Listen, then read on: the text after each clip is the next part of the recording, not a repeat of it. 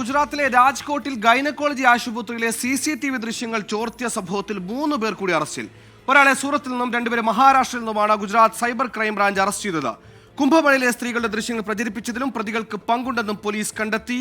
ഈ ഗൈനക്കോളജി മുറിയിലെ ദൃശ്യങ്ങൾ സൈറ്റുകൾക്ക് വലിയ തുകയ്ക്കാണ് ഇവർ വിൽപ്പന നടത്തിയത്.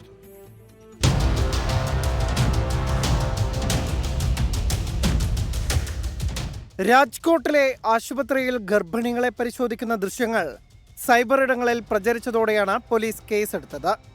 ടെലഗ്രാം വഴി ദൃശ്യങ്ങൾ വിൽപ്പനയ്ക്കുമെത്തി. ദൃശ്യങ്ങൾ പ്രചരിപ്പിച്ച 6 പേരെ നേരത്തെ പിടികൂടിയിരുന്നു. ഇവർക്ക് CCTV ഹാക്ക് ചെയ്ത ദൃശ്യങ്ങൾ എത്തിച്ചു നൽകിയ 3 പേരെയാണ് ഇപ്പോൾ പിടികൂടിയത്.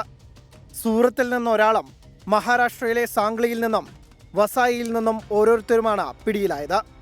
കഴിഞ്ഞ 9 മാസത്തിനിടെ സംഘം 50,000-ഓളം CCTV ദൃശ്യങ്ങൾ കൈവശപ്പെടുത്തിയെന്ന് പോലീസ് കണ്ടെത്തി. തുടക്കത്തിൽ സ്വയം കാണാനാണ് ദൃശ്യങ്ങൾ കൈവശപ്പെടുത്തിയെങ്കിൽ പിന്നീട് ഇതിൽ വിൽപ്പന സാധ്യത കണ്ടെത്തുകയായിരുന്നു. അതേസമയം സ്ത്രീകളെ പരിശോധിക്കുന്നിടത്ത് CCTV സ്ഥാപിച്ച ആശുപത്രിക്കെതിരെയും വിമർശനങ്ങൾ ഉയർന്നിട്ടുണ്ട്. കുംഭമേളയിൽ സ്ത്രീകൾ സ്നാനം ചെയ്യുന്ന ദൃശ്യങ്ങൾ അശ്ലീല ചുവയോടെ പ്രചരിപ്പിച്ചതിലും ഇതേ റാക്കറ്റിന് പങ്കുണ്ട്. ദൃശ്യങ്ങൾ പങ്കുവയ്ക്കപ്പെട്ട 140 social media അക്കൗണ്ടുകൾക്കെതിരെ കേസെടുത്തതായി Maha Kumbh DIG Vaibhav കൃഷ്ണയും പറഞ്ഞു. 24 മുംബൈ.